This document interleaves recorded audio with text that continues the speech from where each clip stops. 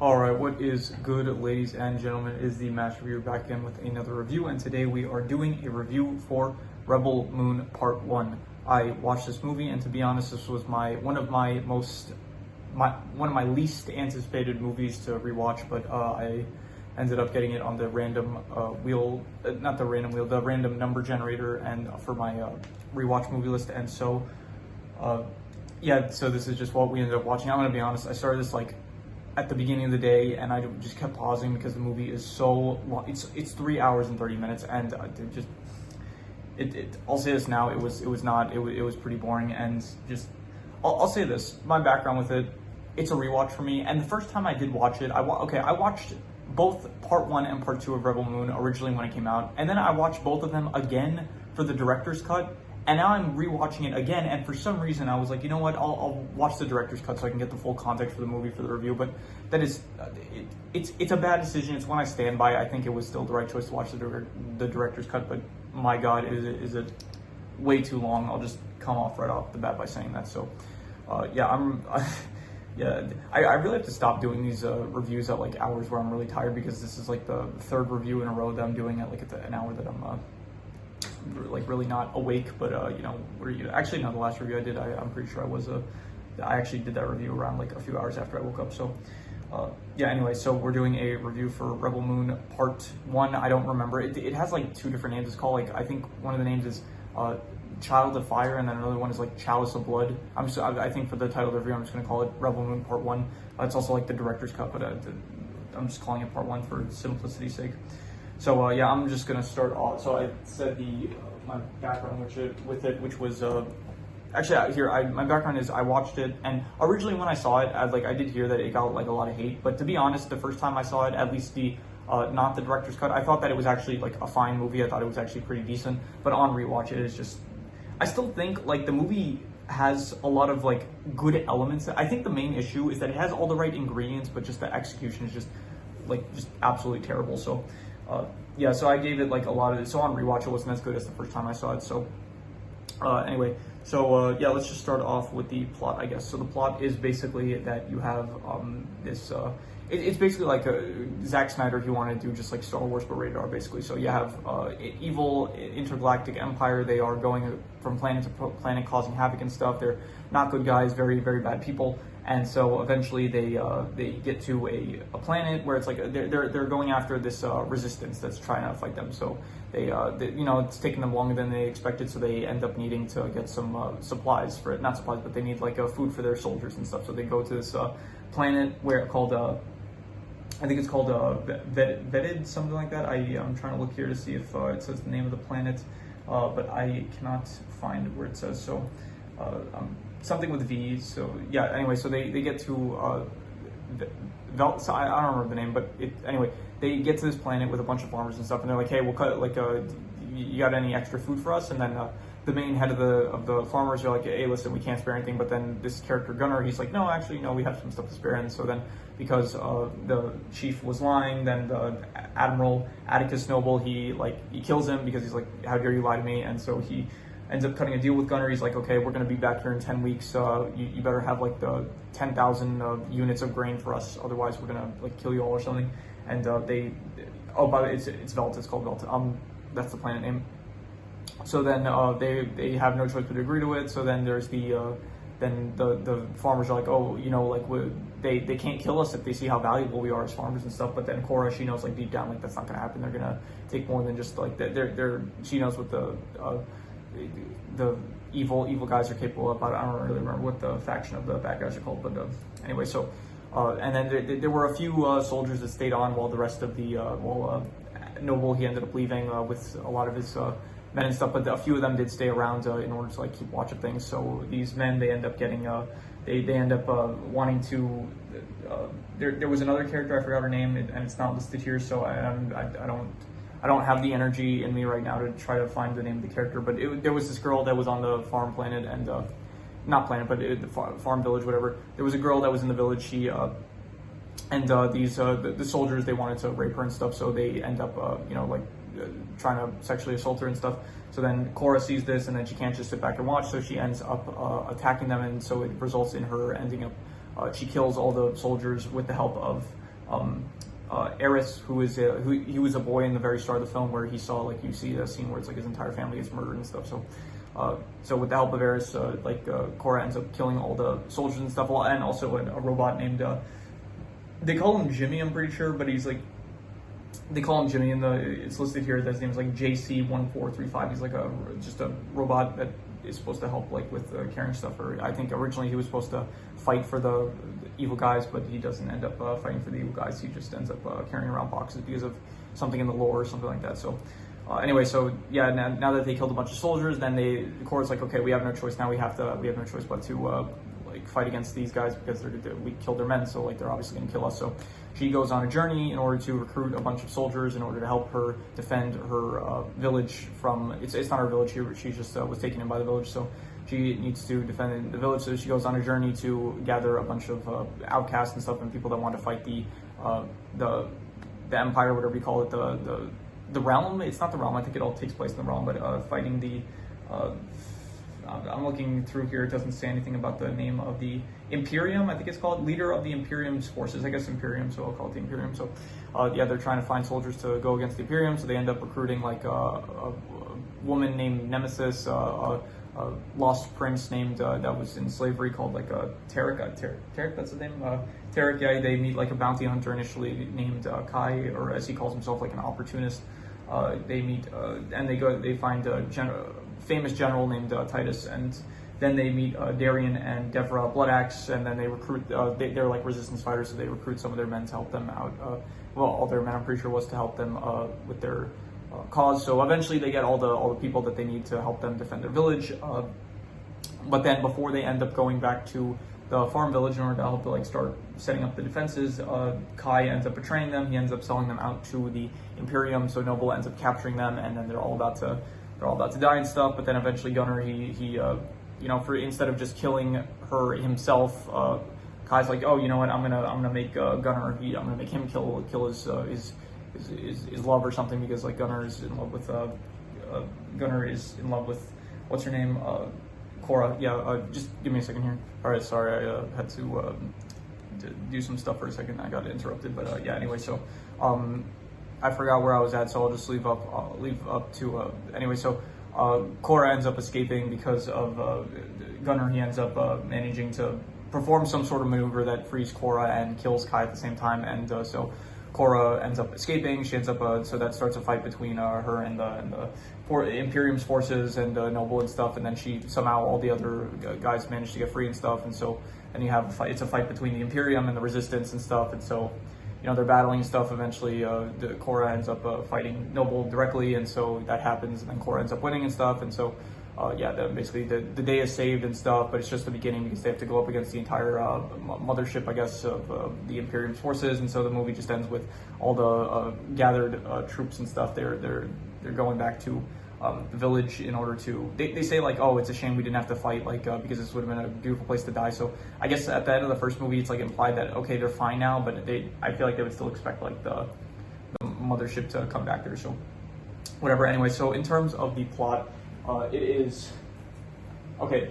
The plot itself, like, once again, it has all the right ingredients. Like, it's like you have a decent setup where it's like, okay, you have a group of farmers, and it's like they need they're being forced into like working with the Imperium and stuff, and so it's like and so you have like a Seven Samurai style where it's like you have to gather a bunch of people in order to help them defend the thing. But okay, this is the main issue. This is all too much. Like, Zack Snyder, he's very ambitious. He wanted like a big universe, like at the same scale of like Star Wars and stuff. And evidently there is like a lot of lore and stuff. There's a lot of like it does feel like a very unique universe and world and stuff. The problem is there is just too much. It's like the director's cut.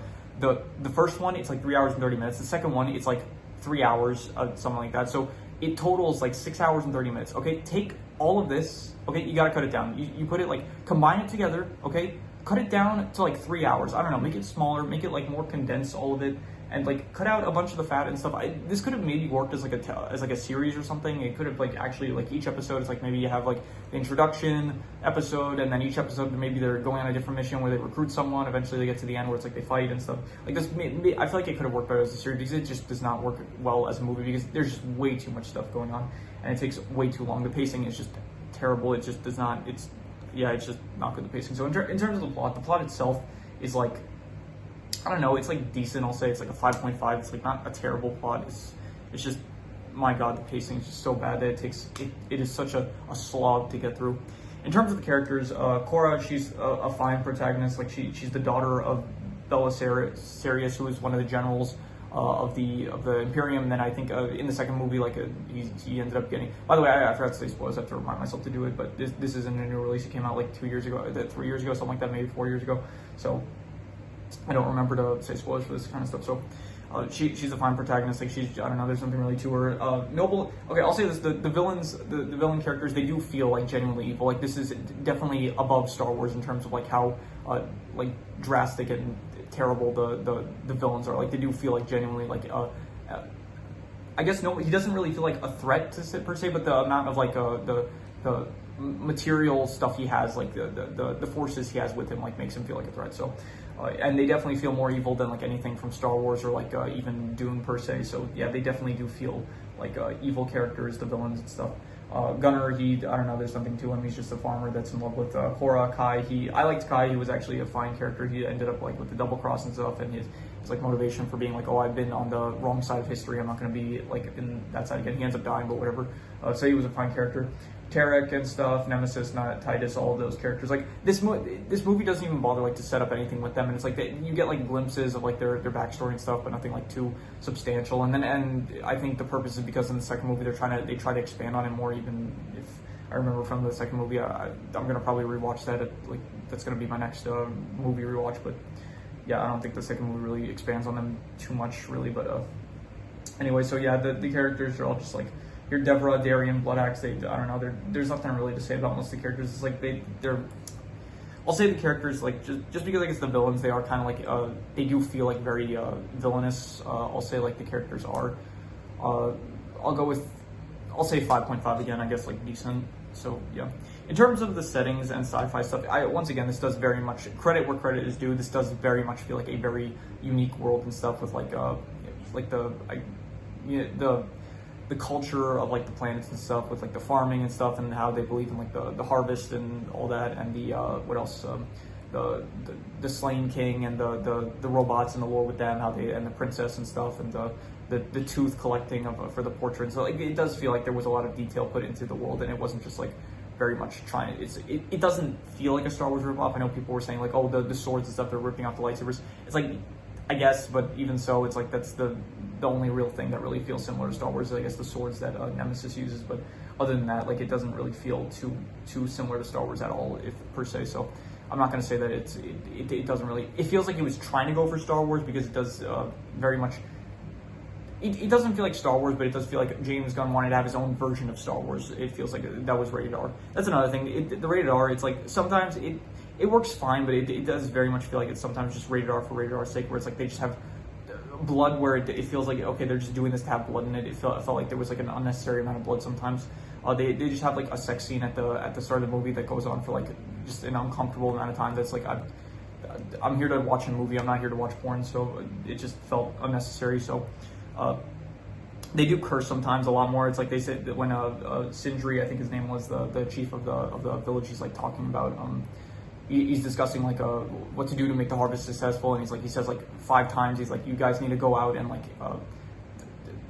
F word. I don't want to say it because I feel like this video specifically, because it's like more, it feels more rated R. I feel like I might end up saying more demonetizable words, so I'm trying to not say that too many things. So he says like, go out there and screw each other because that they'll help with the harvest or whatever. So it does feel like very much rated R sometimes for the sake of rated R. But once again, I'm getting sidetracked. We're talking about the setting. The setting, it is okay. The farm stuff, it's kind of boring and stuff. And to be honest, every setting per se, it's not really that interesting. To be honest, like I guess the most interesting bit was like the bar and stuff. It's less so the setting, but the actual like universe itself and like the world that is like crafted and stuff. It does feel. I would say it is actually a.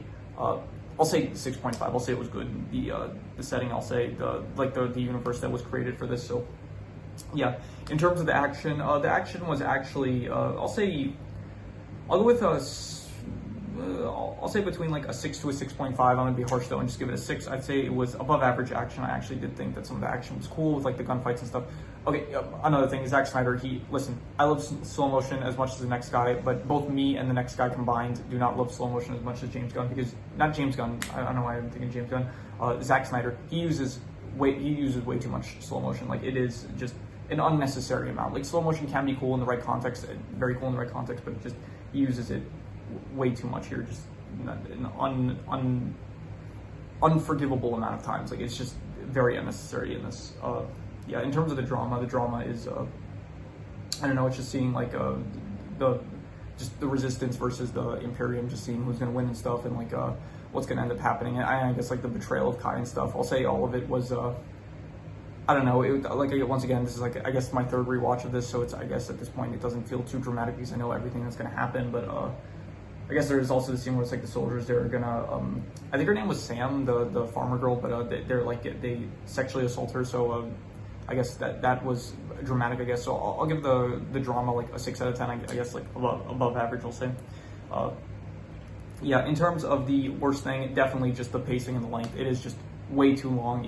They need to cut some of this out. I once again, I did watch the director's cut, so I guess it was longer than it could have been for me. I could have watched the shorter version, which I think is only like 2 hours or 2.5 hours, something like that. So I did bring this upon myself, but once again, like, I don't know, this was his original, I guess, intended version. I'm not doing another, like, I'm just reviewing this one time. I'm not doing like a review for the regular version and then the director's cut version. I watched the director's cut version. I'm just calling it both, like, for the director's cut and I'm labeling it as Rebel Moon Part 1 review. I don't, it might be clickbait, I don't care. I'm not watching this again. Okay, this is like too long. So in terms of the worst thing, yeah, it's just the pacing. And honestly, I'm gonna have to break out the scoring sheet for this because I need a specific low score for this, which I'm gonna have to say the pacing and the length, it was really bad. I'm giving it a 3 out of 10. It was just, maybe I'm impatient, but still, like, it just felt just way too long in my opinion. So in terms of the best thing, I guess I'm just going to reuse the score, I guess, for the sci-fi and the setting, and the 6.5. I do think it was good, and it did feel like very detailed and well crafted, I think. So yeah, and so extra notes that I have, I think I said like sometimes it feels like they're just doing stuff for the sake of shock value, like especially towards the start, where it's like they have like just every scene that Noble is in, he just like kills someone for it does feel a bit like they're just doing this for like I guess to show that he's evil, but it does kind of feel like a bit shock value sometimes that they're just doing it for. What else? I said the style of it is decent. It's a pretty interesting style. You got like a lot of 1800s kind of like royalty aesthetics. I feel like maybe that's, I guess, something like that. So like Victorian England kind of like with the royalty and stuff of the Slain King and stuff, and Belisarius like towards the end and stuff, and all the Imperium like officer suits and stuff. So the portrayal of evil, I said it's pretty good. It's definitely, they do feel more evil than like the Empire from Star Wars or the I forgot what the villains are called in Dune, but those are the other sci-fi movies that I can think of off the top of my head.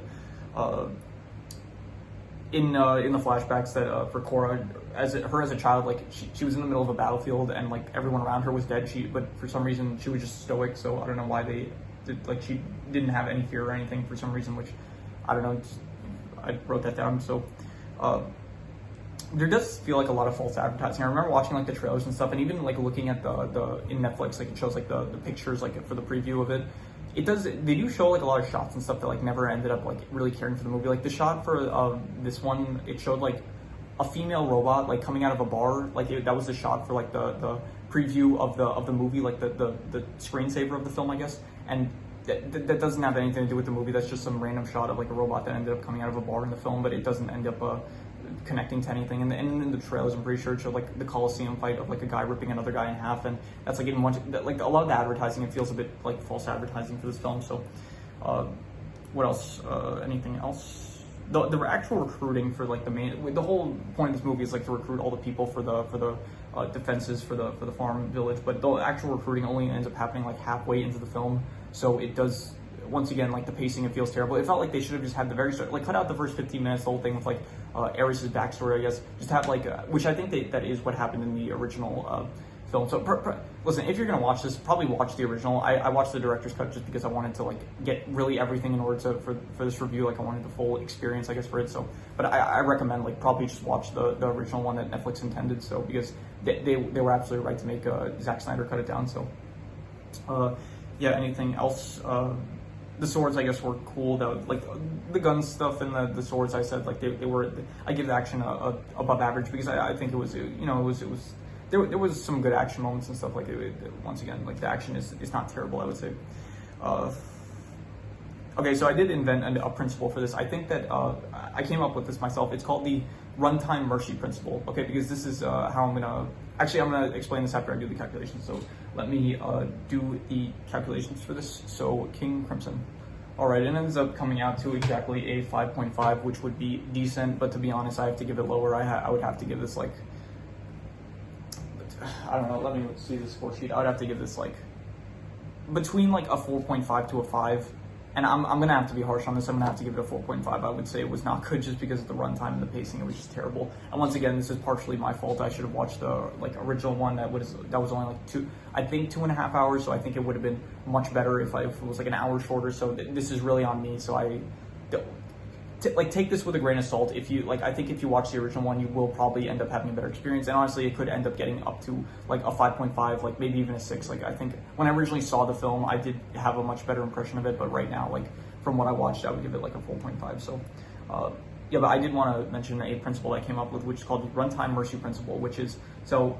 If you have a movie that is less than a 5, if it's less than a 5, it is not a good movie. It is in the negative territory. So if you have a movie that is like a 1 out of 10, but then you have a movie that is a 4.5 out of 10. It does not matter in terms of rewatches. I feel like most people are not going to care based on actual quality at that point. They're just most people would only really care about the runtime at that point. So for example, because I was thinking about this, I reviewed not too long ago 2001: A Space Odyssey, and that was I mentioned that is like one of the worst movies I ever watched, and I still think at this point it is currently my least favorite movie, I would think. So I was wondering, what would I rather watch, 2001: A Space Odyssey or Rebel Moon Part 1 director's cut? And I do still think I would actually watch 2001: A Space Odyssey because of the runtime mercy principle, which, like I said, if both movies are below a 5 out of 10, so I would give this a 4.5 out of I would give this like a 4.5 out of 10, and then I think I gave that one like a 0.5 out of 10, like the worst. So, but I would still watch 2001: A Space Odyssey just because it is a shorter movie. So if both movies are in the negative territory, then at that point I'm just going to pick the shorter one. So, yeah. So I'm pretty sure Stuart Little 3, I ended up giving a lower score than this. Also, the Irresponsible Galaxy Tyler, that ended up getting like 3 out of 10, something like that. So even if those got lower scores, I would still rather watch those over this one because it is just too long. So at that, like if it's gonna be bad, you might as well watch something like shorter. So I'm coining that term. I stole the name from ChatGPT, but I am calling it the runtime mercy principle. So that is coined by me. So I take full credit for if that ends up becoming a mainstream thing. So. You heard it here first. Anyway, so yeah, that is pretty much all there is to it. So if you have any recommendations, any shows, movies, video game stories, anime, web series, anything that you want me to review, leave it in the comments and I will maybe possibly check it out. But with that said, that is pretty much all there is to it. So let's leave it at that.